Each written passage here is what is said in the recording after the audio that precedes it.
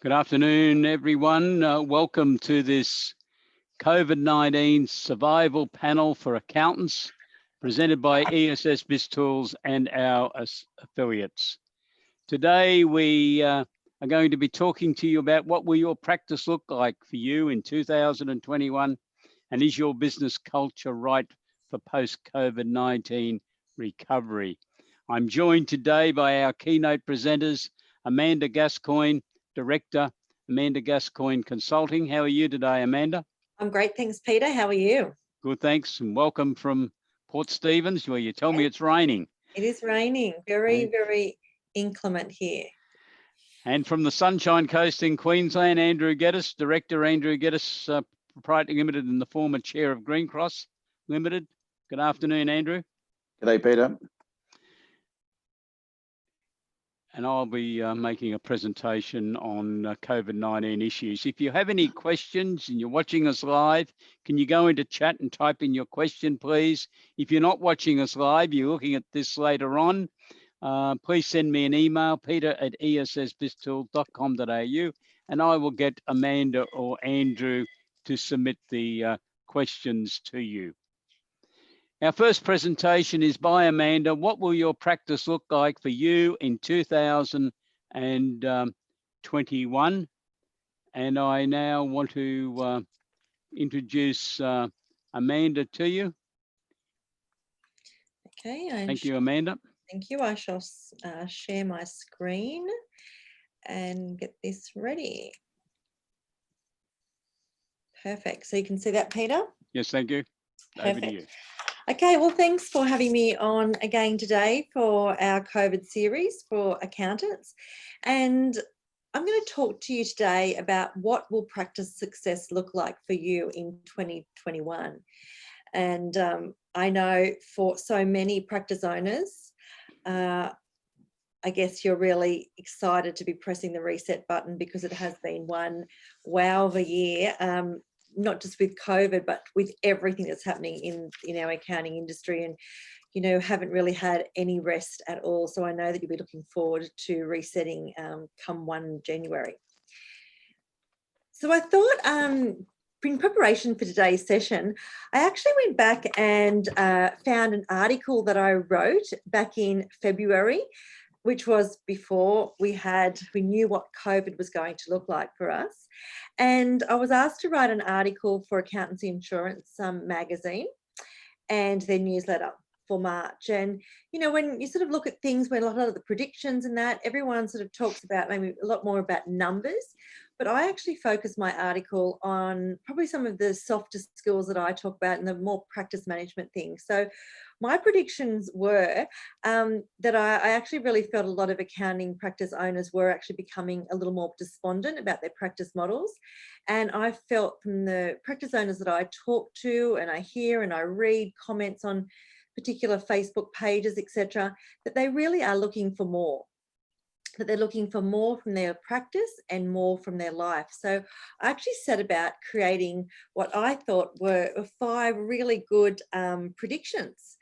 And here are the 5 that I'd like to talk to you about today. So some of these, maybe you have actually achieved some change in these areas. Maybe you had really great intentions from January last year that you were going to create some change in these areas of your practice and your life. But then we had COVID. So a lot of that stuff did go out the window. So if it has, and you already have been thinking about this in sort of January, February this year earlier, for this year. So the 5 things were that I predicted for small to medium-sized practices would be that they would be reassessing their goals, ambitions, and purpose, that they would become more selective with their client bases, that they would embrace automation and technology far more than what they had in the past, that they would not struggle in silence anymore, that they would actually put up their hands and ask for help. And lastly, that they be really proud of their path and the unique practice that they actually want, and not just following what other people want them to do or what other people are saying what the definition of success is for an accounting practice owner. So they're the 5. And I think you would probably agree, even if maybe some of these things haven't happened to you, that you would have liked to create some change in these areas. Definitely with the automation and technology, well, we saw a lot of change in a very short space of time. So things that perhaps would have taken over 12 months to implement, they were implemented within days. So well done to everyone for what you actually have been through in the last 6 to 8 months. So just to recap on the reality, if you are watching this and you're thinking that maybe you are alone, that maybe you're not involved in a lot of groups and talking to a lot of practice owners as to what's happening, just to let you know that this stuff is the reality of 2020. People are time poor, more time poor than ever before, practice owners. They have clients that are more and more demanding, that sadly they've been exposed to the unattractive side of their clients. So especially when we've had to give them bad news that they're not going to be eligible for JobKeeper, or they're not going to be eligible for something else when their friend down the road is. And that's exposed a whole heap of, I guess, experiences from accountants that they've never had before. They've had, quite lovely clients that we've actually seen the really unattractive side, and it's caused a lot of stress and a lot of movement in accounting practice clients. We've seen some sensitivity in relation to fees, and that was already, again, even before COVID. Work is piling up. So the amount of 2019 tax returns that are still piling up on people's desks, that pile is not getting any smaller because of the 2020 work that's come in, and then all of the work associated with JobKeeper and the other economic stimulus measures and grants and things like that. We've seen profits plummeting, and this is, again, not something that's just happened this year. It's been happening for a number of years progressively. And so it is something that practice owners, I believe, need to be addressing, especially when they're working so very, very hard and not seeing the numbers stacking up.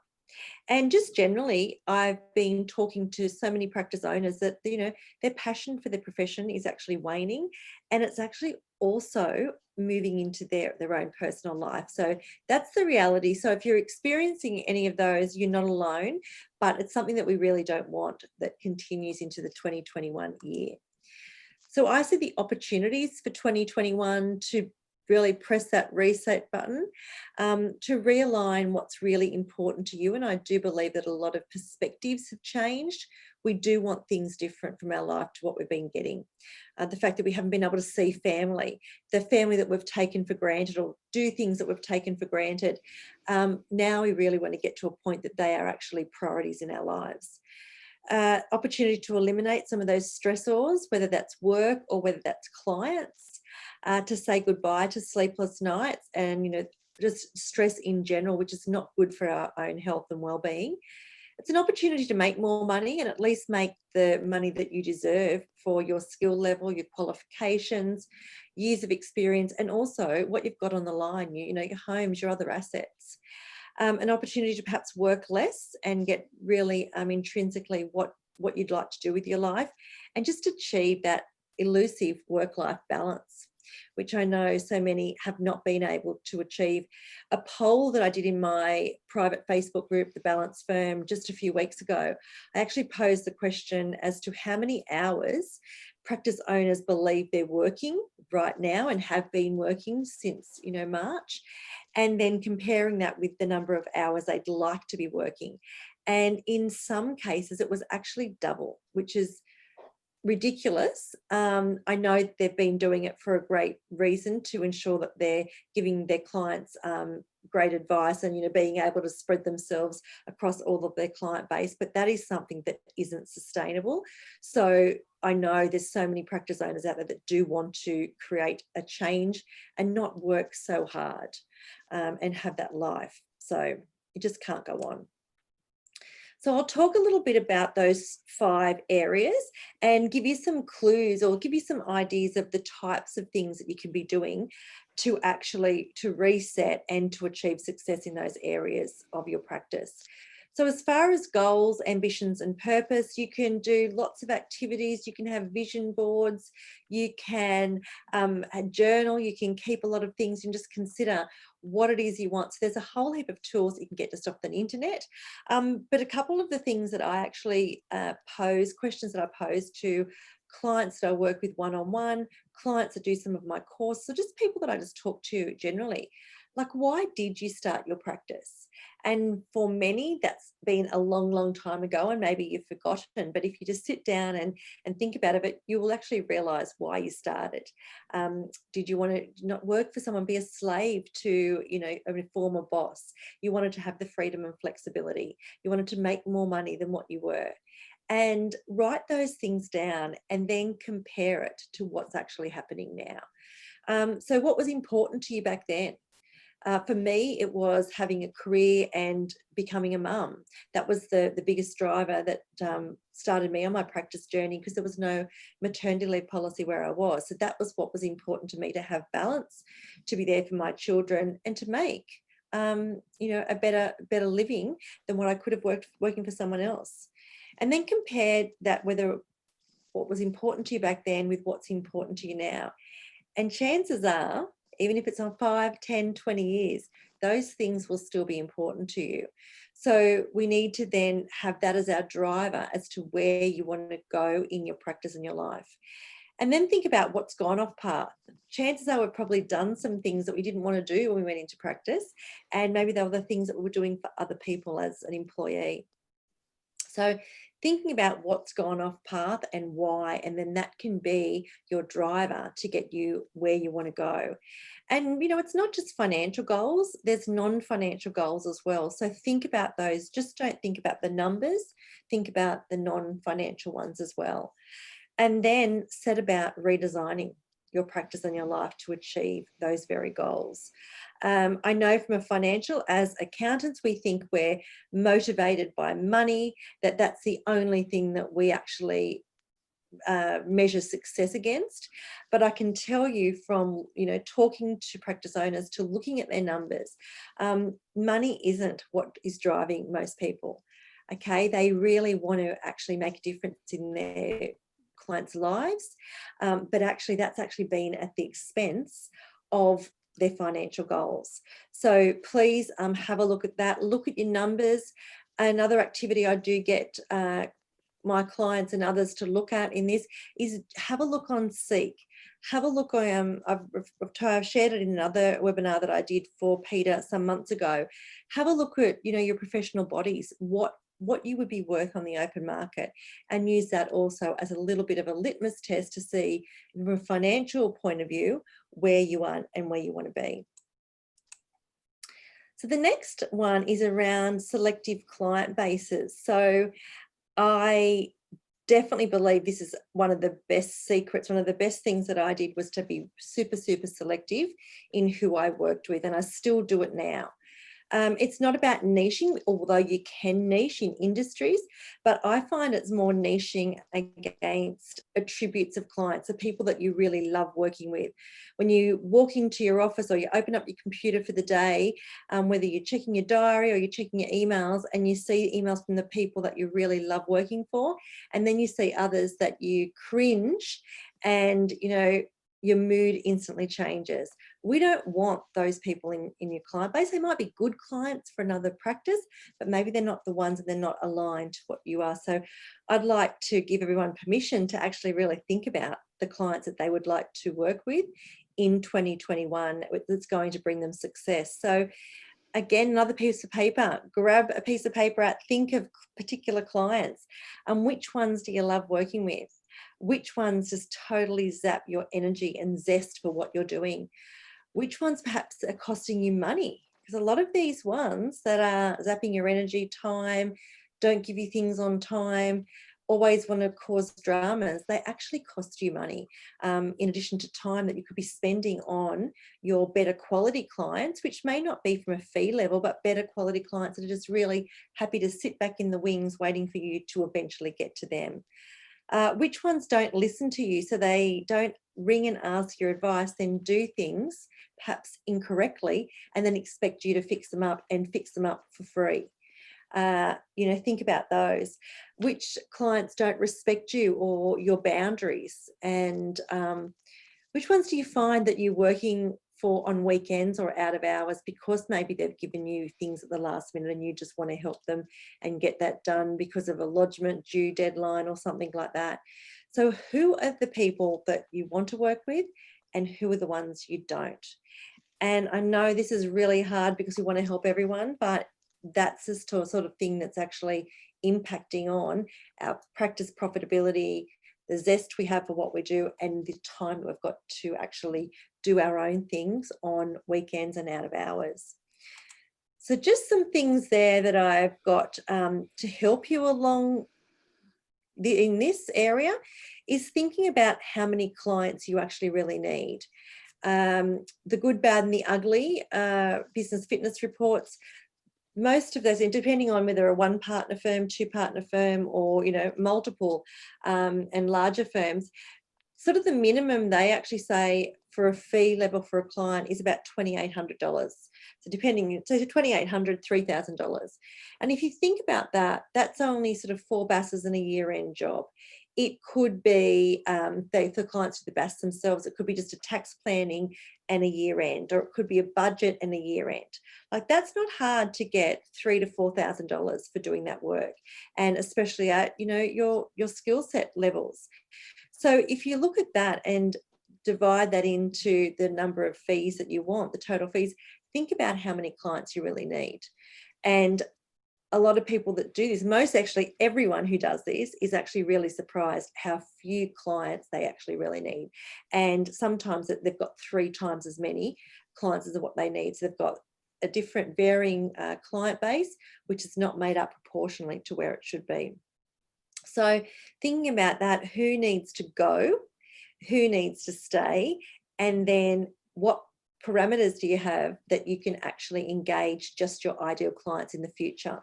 So I've made it really easy for you. I've got a link there that you can click on to get a copy of my, I call it my client sacking request to move on letter. It's a really nice, well written, and it's a really nice, you have confidence in sending it to clients, even though, you're breaking up with them. It's a really nice way to do that and to thank them for their custom over the previous years.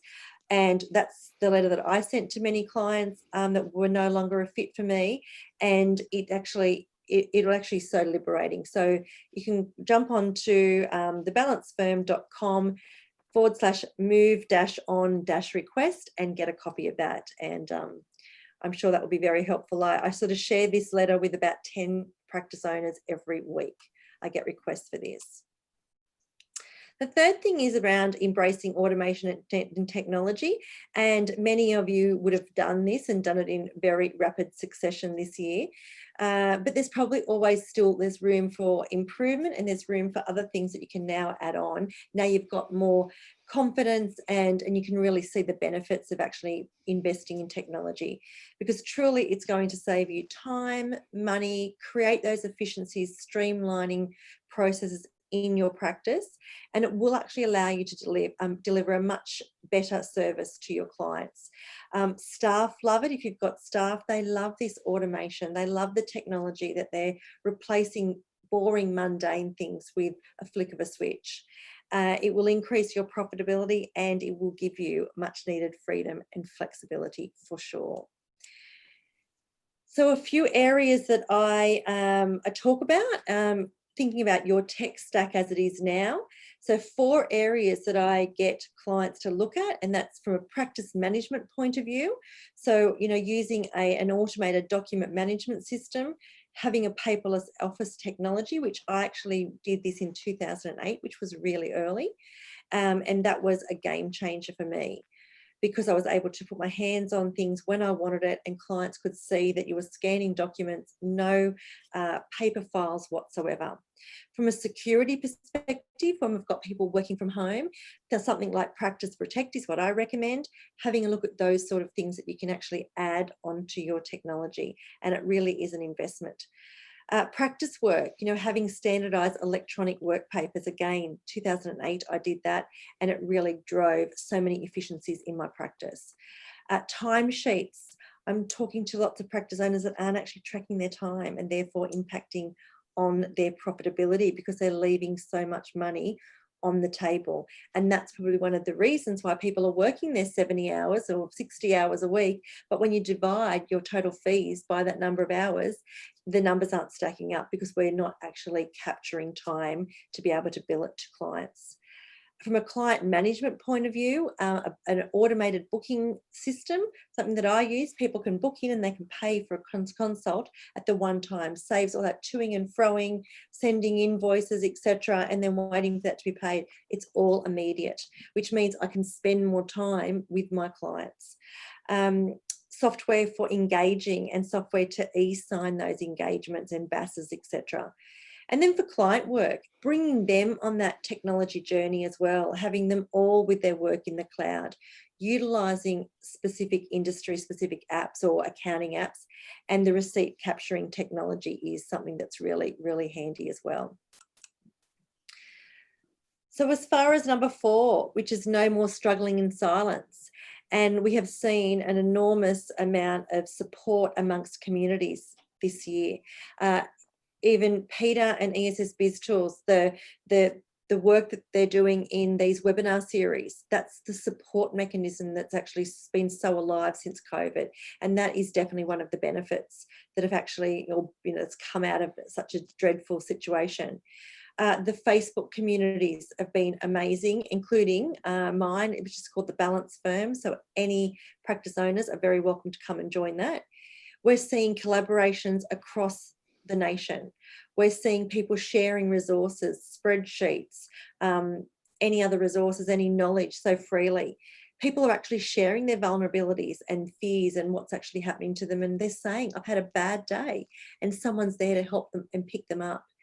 We are now realising that what we learned at uni and what we learned in other programs, it's a continuous learning phase. We don't have to know everything, and it's not I think a lot of people feel inferior if they're keeping to ask, how can I do this? Should I be improving? Just sitting there and resting on their laurels. Like, it's actually a continuous learning, and we can see we've had to adapt to be agile in this particular environment. And asking for help isn't taboo.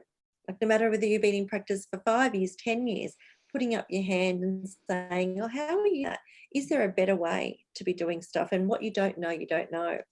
And there's also been a much greater acceptance to engage mentors, coaches, and consultants such as myself.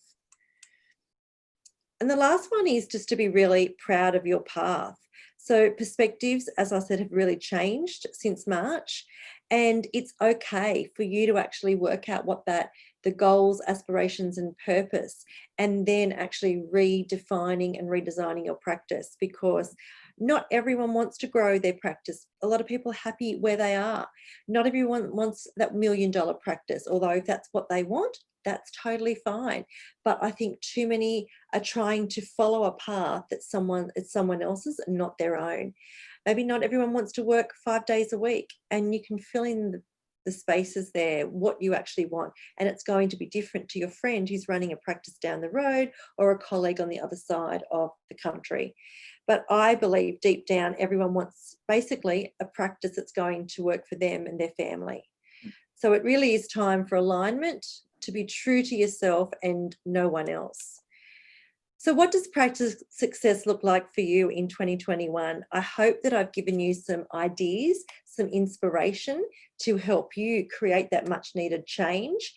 What would you like to change? Because there's probably some things that you're doing that you're loving, and there's no need to change or tweak those, but there are maybe other areas that you would like to change in. So what are those things?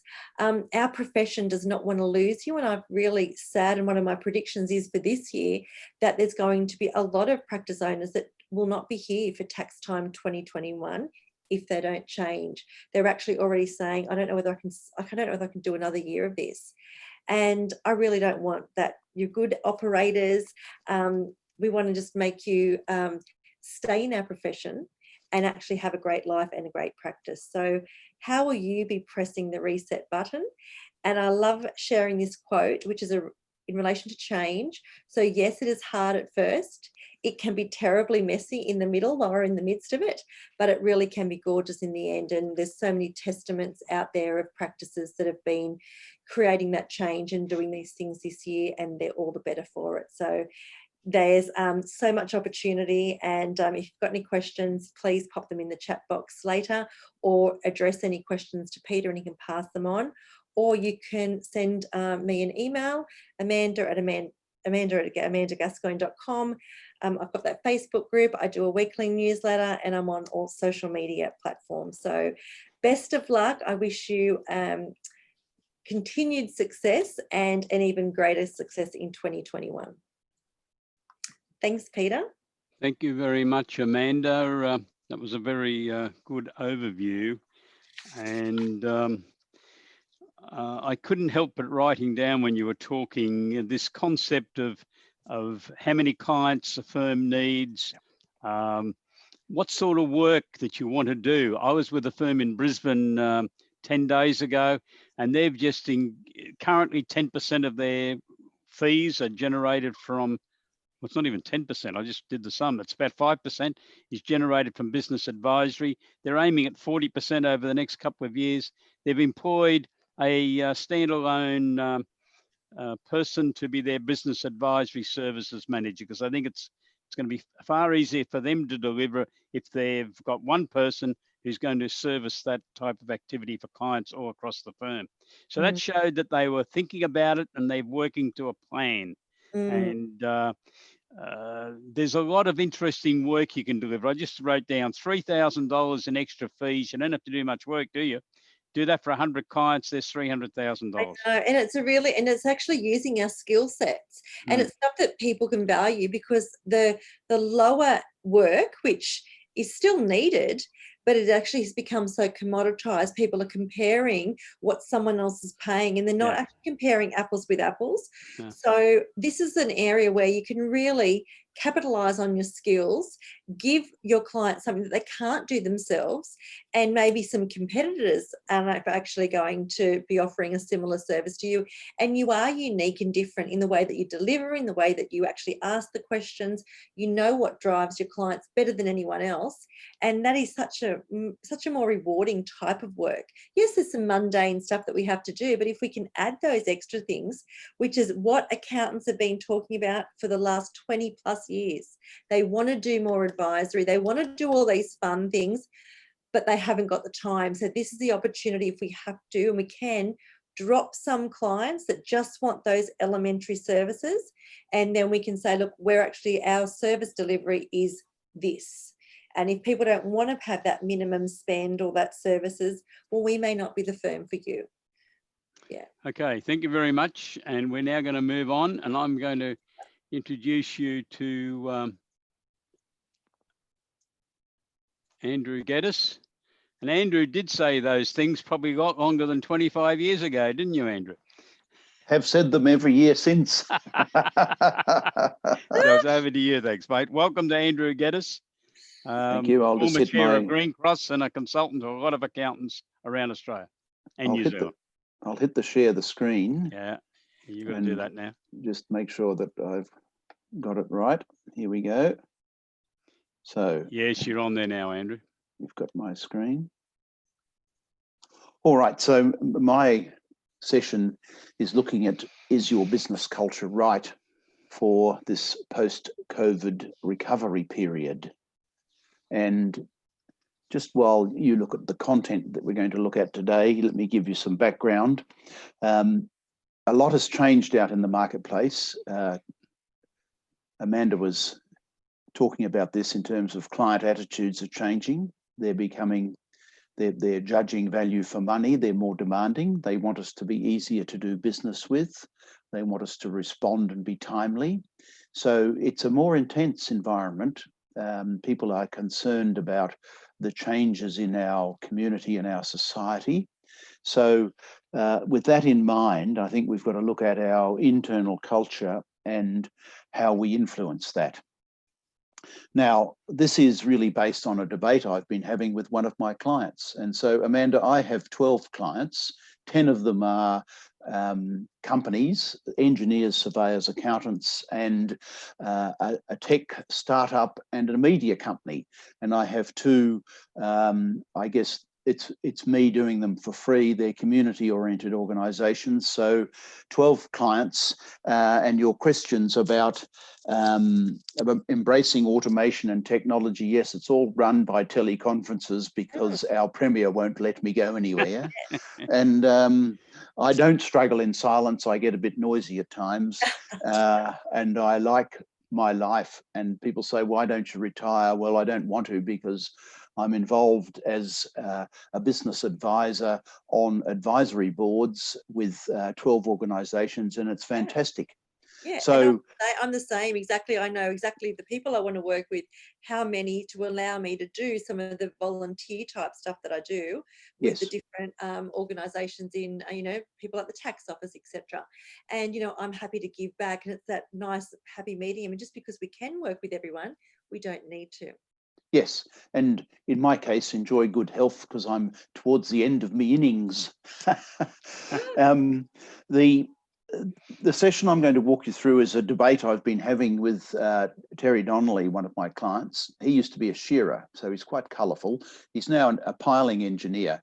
He employs 150 predominantly Maori gentlemen, some women, but because they're in the dirt digging holes and creating foundations for wharves and airports and huge buildings and putting in, I guess, stabilization into cliffs and roads and mountains, this is a big, hard company. And Terry's a very pragmatic individual, and we've been reading some of the Harvard Business School's research on motivation and culture and debating the issues. So I'm going to share it with you.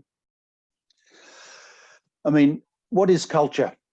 Have you ever walked into a bar or a shop and you've gone, why am I here? I need to leave, because it's just so terrible, compared to walking into one, you go, wow, isn't this good? You're made to feel welcome. Someone says, can I help you? And you're looked after, sat down, or your needs are attended to.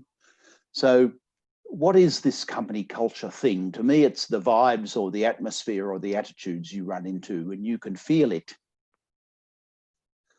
And in asking the question, what affects this or creates it, the Harvard Business School article talked about a set of processes that affect the total motivation of the team. If you Google HBR total motivation, you can read this academic research and treatise. It's quite academic, detailed, but interesting.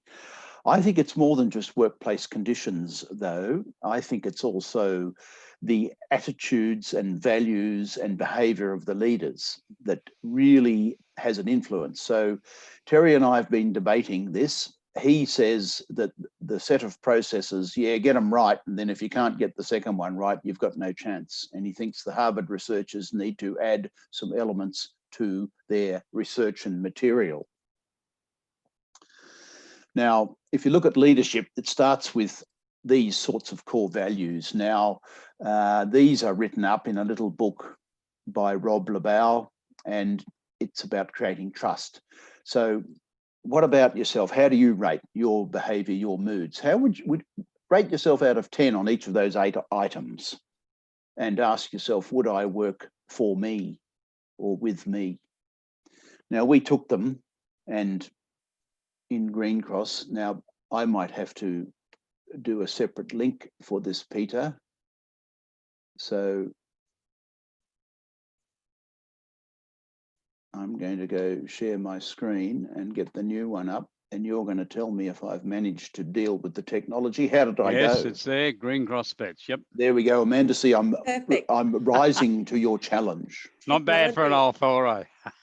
So in Greencross, we got our senior leadership team to develop these. They took the list I just showed you and they came up with, you know, our purpose is to share our love and passion for animals through the pursuit of veterinary excellence. And they went, we're going to focus on teamwork, integrity. Notice it's headed up with, we will do certain things, and we're going to be very professional, and we're going to pursue excellence, and innovation's our foundation. Now, I'm going to make a set of these slides available to Peter so you can look at this in more detail in your own time. It's just an illustration of how a set of core values can be put together, and it influences culture. Now, I'm going to go stop share, and I'm going to go back to share screen, and I'm going to go back to the other one, Pete, just to show that I got it right the first time. Isn't that remarkable? Yes, you're back there. That's good.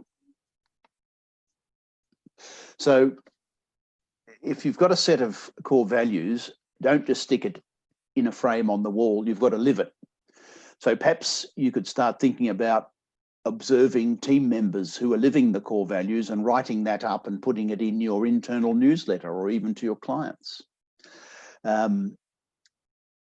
Use it in recruiting and selection, use it in induction, in reviewing performance in salary negotiations. Ask yourself, how did people stack up against these values? Use it in feedback. Hey, I just saw you doing that. That was a great job. It's consistent with core value 3. Or, hey, what are you doing? That's not in line with our core values. The consequences of that are these things, and a discussion around creating feedback, and not negative feedback, but adjusting feedback because you want them to adjust their behavior. So I think you should look at your core values and ask, are you using them? Now, moving from there onto the Harvard Business Review article, they said the processes that affect employee attitudes are listed there. One of them's leadership, and I've been talking about that separately. But if you look at the other things, role definition is defining what people do, their responsibility. Organizational identity is the reputation of the company. Career ladders is how do people get promoted and earn more. Community is, do they feel part of the team internally, and is the business seen as part of the broader community? Workforce and resource planning is, what are we going to do this week, and have we got enough people to get it done? Compensation is, how do people get paid, and your systems around those negotiations. And then adaptive governance processes, how do you plan, make decisions, and then make sure you implement them? And performance review is just reviewing progress and how are we going. So Harvard is saying the way you define those should be focused on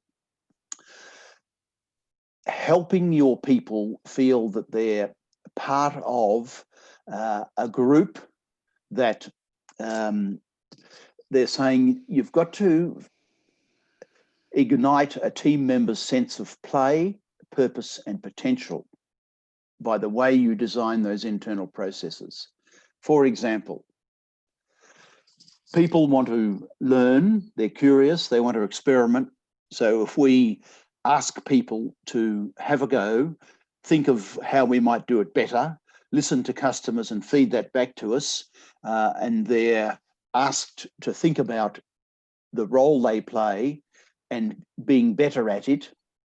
And then as we allow them to experiment and do different things, and we build better processes, and we thank them and we get them to train others, they've got a sense of purpose. And then they feel more secure in their job because they're growing. Their potential is being challenged and extracted. So the way you put your processes together should deliver and encourage your people to experiment, to improve, to feel as though they're contributing to the business, to the community, to their families, as Amanda was suggesting in her session, and that they're getting better as a people. Are you a better person today than you were 6 months ago?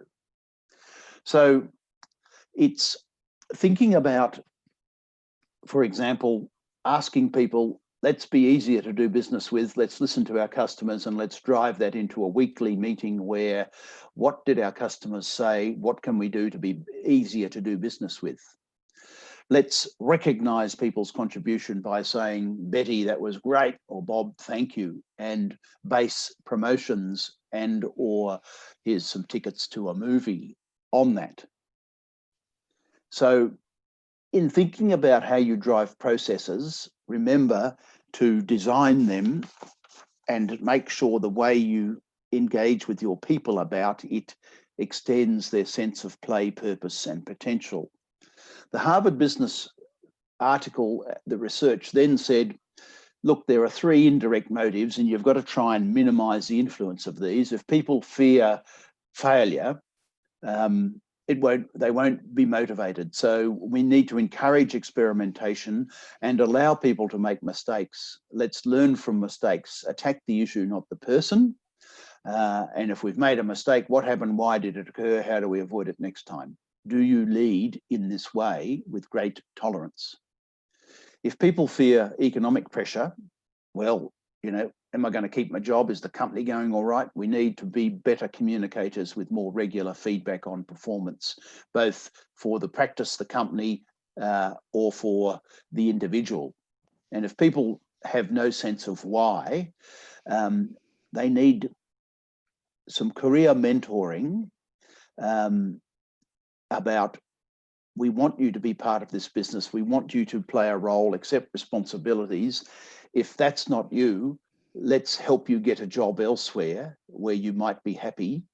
And then think about the business why, and if it's linked to community good, we can avoid the negative influence of not knowing what we're doing or why we're coming to work. So again, as you lead your practice or advise your clients in leading their businesses, the research is suggesting that we really minimize these 3 indirect influences. Now, my mate, Terry Donnelly, read all of that and said, what a load of horse wallop, but he didn't use the term wallop. This, you know, this business turns over 100 million. It was started 15 years ago. It turned over 5 million. It's been growing. It's got 150 tribal-like enthusiasts in the mud. It's a dangerous occupation. People get killed on our work sites. So Terry said, look, all of that Harvard research is all very well.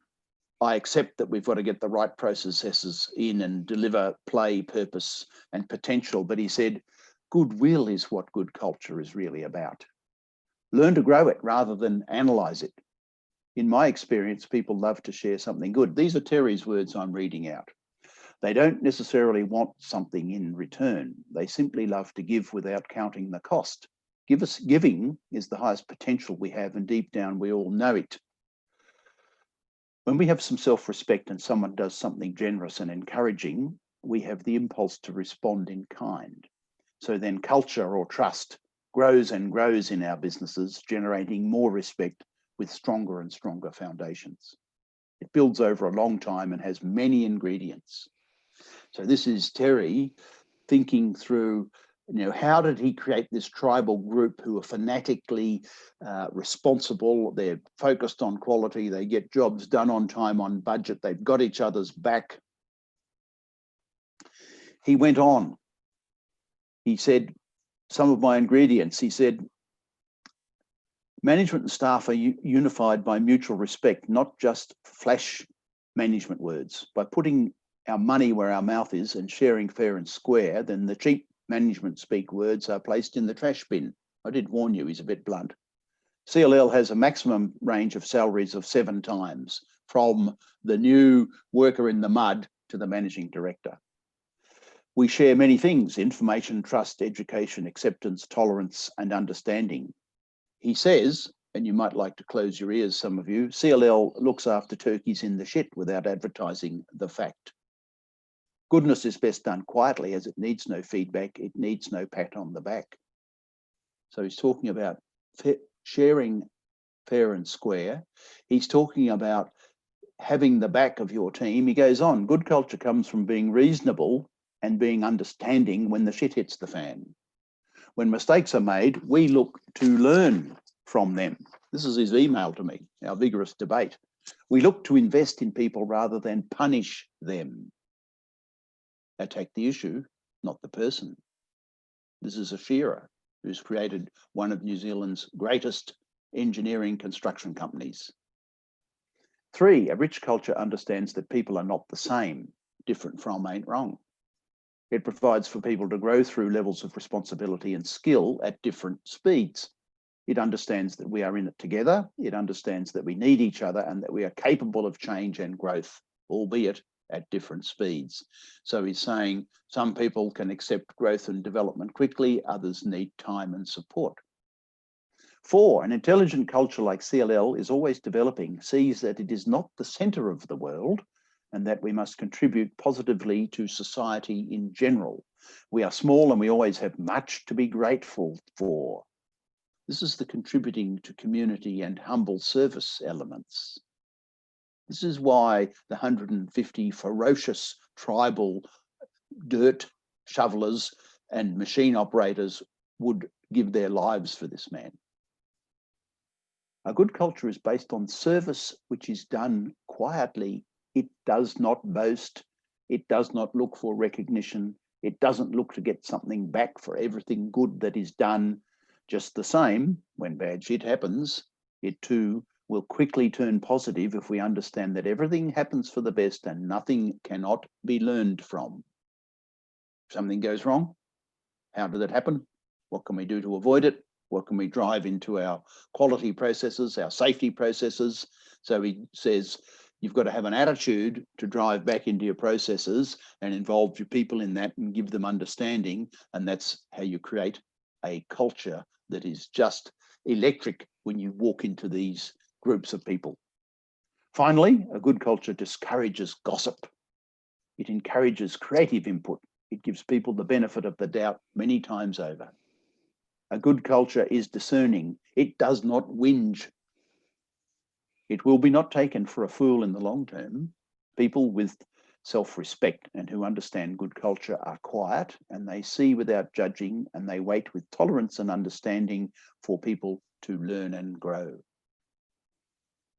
A good culture is a long game. It gives people a long rope and people have the freedom to make choice and take responsibility. He then, there was a couple of paragraphs of abuse directed at me for being too academic and Australian, and a reference to the All Blacks, which I'm not going to read to you because it's just too shattering. I finished with my recent monthly newsletter. I published this word for word. Please reflect on Terry's wisdom and ask yourself, would I flourish in my company or practice? Would I work for me?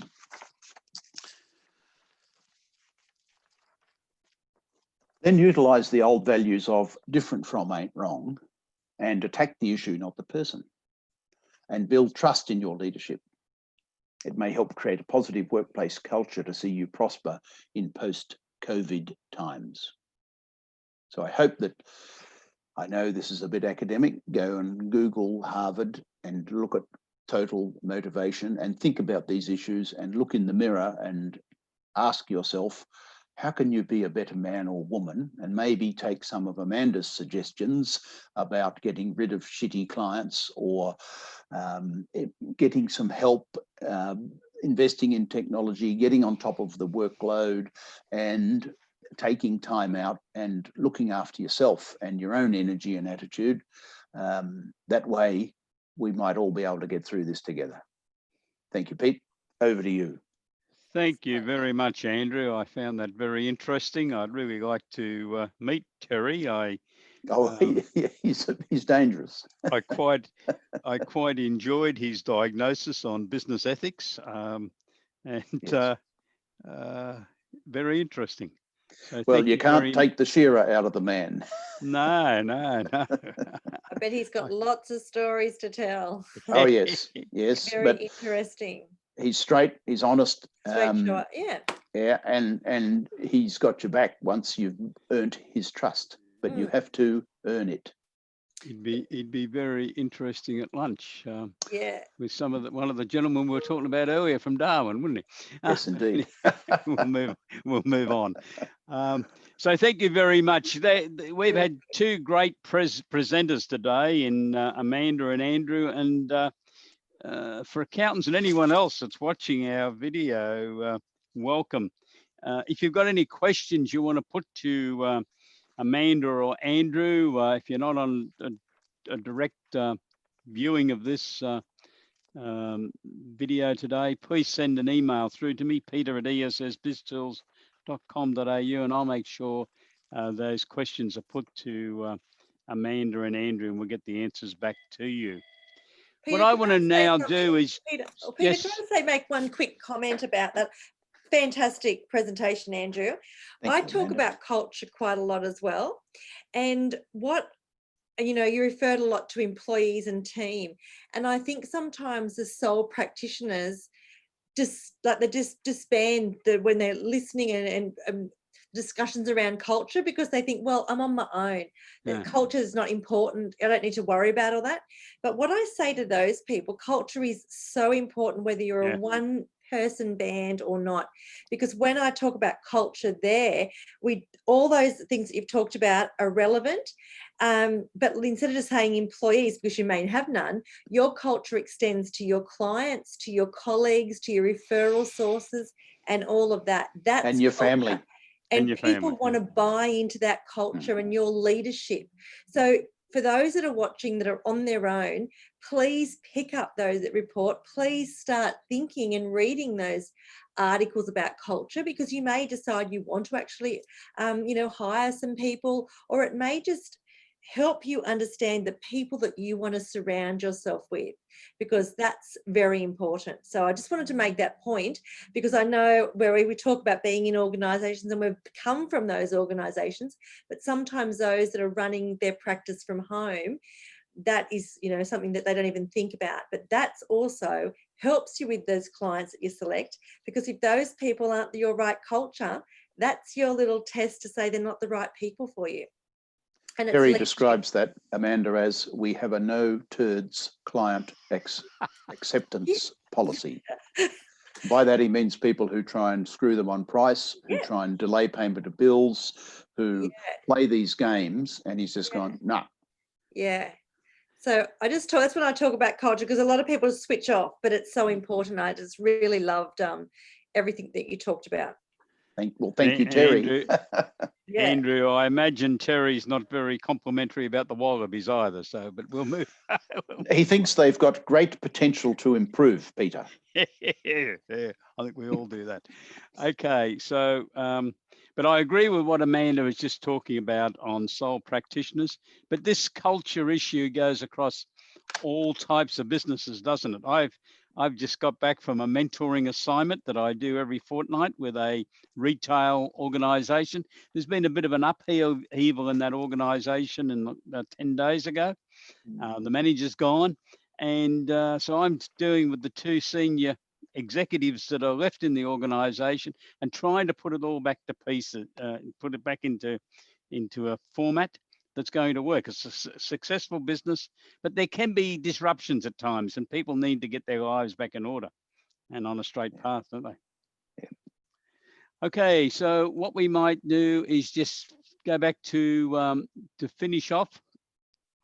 Just an update on COVID-19. This is the last of these formal webinars that we're going to be presenting. This is the 24th. We've had a great journey. We've all enjoyed presenting these.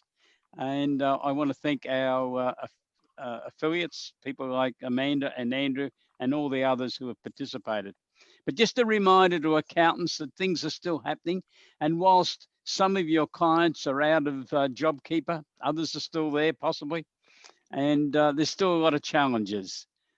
Kate Carnell, the Small Business Ombudsman, believes that there's going to be a lot of challenges until at least the end of next calendar year. A couple of the things I'd like to make sure you're thinking about: research and development. I'm finding there's a lot more emails and calls coming in about research and development. A lot of your clients could have been undertaking these activities during the lockdown periods. Be aware of them. They could be new client opportunities for you. The government's introduced their capital expenditure 100% write-off policy, but some of your clients are going to need some key advice on that. Can they really afford it? Do they have profits that they're paying it from? Just make sure you're looking at that. Another very important area I think for you to think about is your business advice to your clients, and cost management's hit the headlines, particularly in the financial review in the last week or so. There's been a couple of articles written by Edmund Tadros, the accounting writer in the Financial Review. Now, he is looking at the big end of town, what CFOs are doing. But I want to urge you to be running a CFO service for your clients in any case. And the CFOs in the big companies are identify that looking at costs, perhaps slashing running costs, upgrading financing reporting software, so that they're on top of what's happening in the costs of organizations is very important. And one of his comments is the challenge for executives in charge of company finances, and that's you if you're dealing with a small, medium enterprises, is to provide the leadership needed to seize the opportunities for investments or businesses emerging in the post-COVID-19 world. And that's what Andrew and Amanda have been talking about today. We need to be making sure that that's going through to all levels of clients, not just the big end of town. And I've talked about an analysis of running costs.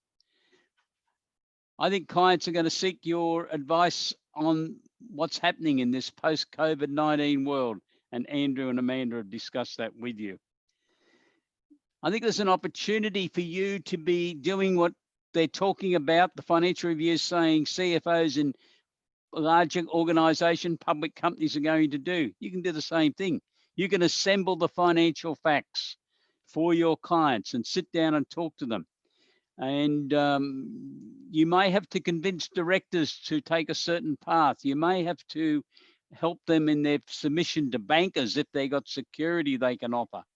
But don't forget the opportunities that are there thanks to the government. Over the last 3.5 years, we've had opportunities for private companies to be able to raise capital have been introduced into Australia.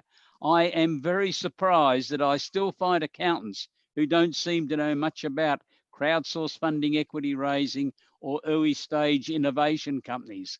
They're there, and they are great opportunities for you to be doing a broader range of professional services for your clients. So I think there's an opportunity for you to look at alternatives. And data analysis is the other activity that's getting some publicity in the Financial Review in the last week, has been an area that you can look at. Use the computers, and Amanda referred to the great uptake of new technology that has occurred. So what's your action plan? I hope you don't need me to remind you again, but the CommBank survey, which was accountancy firms all over Australia, participated. They identified in May, and in the published report in June, it was reported that business advisory services was going to be the major activity that firms were going to be looking at during this financial year. Is your firm geared up to provide business advisory services or the additional types of services that Amanda and Andrew referred to? So if you want to know more, you can visit us. Please go to our website, www.essbiztools.com.au. If you would like to, please log on our homepage, and that will give you more information, and we'll invite you to make an appointment for a Zoom meeting, a free Zoom meeting, 45 minutes with me, where I will diagnose what business advisory services you need to service your clients. We're not trying to sell you an all-inclusive package. If you're only interested in research and development, well, we have a package to help you deliver that service to your clients. And by all means, if you want to talk to me, please phone me, 1-800-232-088, or send me an email, peter@essbiztools.com.au. So I'm just going to go back now to put Amanda and Andrew back on the screen. So if you would like to say your farewell to this group as we bring this series of webinars, 24 of them, which I think has been a great effort. When we started this, I must admit, I thought if we get through the first month, we'll be going well. But obviously, COVID-19 hung around, didn't it? And It got very bad there for a while, and unfortunately, it doesn't look well around the world at present. So to everyone that's been watching us, thank you for being with us. Thank you to our affiliates who have assisted us. Thank you to the various executives from 4 of the crowdsource funding intermediaries who have assisted. Thank you to Matthew Karakalakis of the AMK legal firm in Melbourne and Adelaide who has participated, and Dale Crosby from 4 Accountants. I think I've covered everyone, and hopefully all of our affiliates know who I'm referring to, because you have been a great group, and it's been the backbone of the delivery of this series of programs to accountants all over Australia over the last 7 or 8 months. Thank you. Well done, Pete. Good work. Yeah. Well done, Pete and the team. And look, thank you very much for the opportunity to come and share our insights. And I think we've all complemented each other. There's been that crossing over of a lot of content, but it just goes to show how the work that we do, it is also connected. And it's lovely that we've been able to connect with each other and with so many practice owners and SME businesses all over Australia to be that support mechanism that they've really needed. So yeah, thank you, Peter, for having us involved in the program, and it's been a pleasure to be involved. Thank you. Agreed. Thank you, Amanda. Good on you, Pete. Thanks, Andrew. And for our viewers, we will be launching a new program together with our affiliates, starting in the next week or so, 2 weeks' time, and we will be communicating that to you. We're going to change the format a bit, and we'll be looking, though, to give you ideas as to how you might play a vital role of adding value to your clients' business activities during the remainder of this financial year and the following one. So thank you very much. Stay safe and have a great day. Goodbye. Thank you, Amanda. Thank you, Andrew. Bye-bye. Bye.